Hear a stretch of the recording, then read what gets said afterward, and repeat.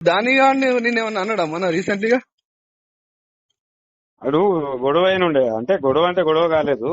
అన్నా ఈ వాడు దొబ్బుతూ ఉంటే నా వెనకాల ఒక ముస్లాం ఉండే అన్న. అన్నా అన్నా ఆమె మీద పడే పరిస్థితి వచ్చినప్పుడు నా వెనకాల నేను దొబ్బితే ఆమె మీద పడితే ఆమె పాపం కింద ఇబ్బంది అయ్యే పరిస్థితి ఉండే. అన్నా అన్నా రాగానే నా దానికి రాగానే దుబ్బేసిన. ఆ, దొబ్బితే వాడు దాన్ని అది చేసుకుని నా దానికి రాగానే ఇంకో పిల్లగాడు ఉండే, ఎస్సీ పిల్లగాడు ఉండే అన్న. ఆ, ఉరికొచ్చి అన్నగాడికి పోతున్నావురా అని ఉరికొస్తే వాడిని కొట్టిండు. వాని దానికి డబ్బులు కూడా గుంజుకురానా. అదేంది? అది ఉన్నట్టుండు. ఆయన వెనక ఇద్దరు ముగ్గురు ఉండే. ఆ, వాడు పాపం చెల్లెల పెళ్లి కోసం అని చెప్పి డబ్బులు తెచ్చుకున్నాడు. ఆ, ఆ. ఆ డబ్బులు లాగేసుకున్నారు ఎంపడున్న వాళ్ళు. వాడిని పాపం బాగా చేసిర్రు. ఎన్ని పైసలు తీసుకున్నాడు? వాని దగ్గర 48,000-50,000 తెచ్చుకున్నాడు అన్న. 1-2 వేలు ఖర్చు పెట్టుకున్నట్టుండు. అన్ని జేబులనే ఉండే. ఆ, ఆ, ఆ. అది చేసిండు. 50,000 తీసుకున్నాడు వాడు? 50,000 అంటే 48,000 ఏమి ఉండేనా అన్నా ఏమని ఇది? అది ఉద్యమ పార్టీ, అది దొంగల పార్టీ. ఇక నాకు అర్థమైంది దొంగల పార్టీ అనే ఆలోచన. అదంతా బంగారం పోయిందన్న ఆ రోజు. ఏమని ఏమన్నా ఇది? నువ్వు పెద్ద అది ఎంత పెద్ద ఉద్యమకారునివి. నీ అంత యాదికున్నా అన్న ఇక తీగల నాకు కొంచెం హట్ కృష్ణారెడ్డి? అయ్యా నేను బాధపడ్డా కొంచెం. ఇక బాధపడి కొన్ని విషయాల్లో ఇక కొన్ని అంటే మనం ఒక ఏమంటామన్నా మనం తక్కువ చేసుకున్నట్టు అవుతుంది అనే పరిస్థితి. అంతే ఇంకా ఏమైనా.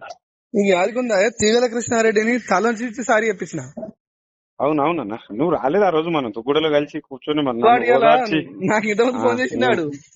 నేను ఉన్నావు కదా, నేనున్నా తీయనా, మీరందరూ మేమంతా లేము అన్నట్టుగా మీరు ఆ రోజు మాకు ధైర్యం ఇచ్చారు. మీరంటే గౌరవం కదా సినా. ఇలా వాడు నాకు ధమ్కిచ్చే ప్రయత్నం చేసిండే ఫోన్ చేసి. ఎవడు? వాడే దానిగాడు. దాని వాడు ఏమనుకుంటున్నావు ఏమన్నా వాడిని. ఇంకా సరే వెనక ఏదో జరిగింది, కమిషనర్ దాకా పోదామని చెప్పి అది ఇదని అనుకుంటే ఎస్ఐ ఫోన్ ఎత్తాడు. ఎస్ఐ మీద కంప్లైంట్ చేసిన ఎస్ఐ ఫోన్ ఎత్తాడు. వాడు కంప్లైంట్ ఇస్తే కంప్లైంట్ తీసుకోడు. ఆ పిల్లాడిస్తే ఎంక్వైరీ చేయమని చెప్పిన వీని మీద గతంలో అనేక కేసులు ఉన్నాయని చెప్పి అన్నారు. వీడు ల్యాండ్ గ్యాబరింగ్ అని చెప్పి చెప్పమనంటే అన్ని ఎస్ఐని వీళ్ళంతా కన్విన్స్ చేశారు. ఇది ఎలా జరిగింది? చౌదరి కూడానా? నేను కవిత మీద నన్ను ఒకడు కామెంట్ చేసిండే. వాడు నువ్వేమో అదే రోజు ఖమ్మం ఇష్యూ అమ్మాయి గురించి మాట్లాడుతున్నావు, వీడు రౌడీ సీటరు, అమ్మాయితో అసభ్యంగా ప్రవర్తించి జైలు వేయచ్చి 3 నెలలు అయితే లేదు, వానితో పక్కన పెట్టుకుని నన్ను తినిపిస్తున్నావు, ఇదేం పద్ధతి అమ్మా? నేను ఒక వీడియో చేస్తా.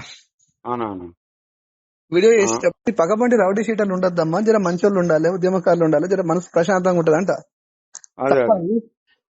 తప్పు కాదన్నా, తప్పైతే దానికి వాడు ఫోన్ చేసి ధమ్కి ప్రయత్నం చేస్తున్నాడు. ధమ్కి కాదన్నా, వాని మీద ఆల్రెడీ అది డిపార్ట్మెంట్ లో పెద్ద ఎత్తున ఏది ఉండే. అసలు ఈయన ముఖ్యమంత్రి గారే హోంమంత్రి ఉన్నారు కానీ లేకపోతే కలిసి ఇచ్చి, ఇప్పుడు ఆయన కమిషనర్ చాలా గట్టి అన్నా. ఇప్పుడు మన ఏది ఫ్యూచర్ సిటీ కమిషనర్. కానీ నాకేందంటే దాని పెద్ద ఎత్తున వీళ్ళే అది చేసిరు అనేది అర్థమైంది. కవిత బలమే వాడు అన్నా. గిది ఉంటుందా అన్న పద్ధతి? లేదు, అట్లా ఎన్ని రోజులు నడుస్తుందన్న? పార్టీ నడవదు కదా, పార్టీలు ఉంటాయని అట్లా మనం ఏదో ఇప్పుడు రాజకీయంగా అవసరం ఉండొచ్చు, ఏదో కొంచెం న్యాయం కాడ అన్యాయం జరిగినప్పుడు అది చేయొచ్చు. కానీ నువ్వు న్యాయాన్ని అన్యాయం చేస్తుంటే ఎటు జరుగుతుందన్నా? నాకు అది అర్థం కాలే అసలు.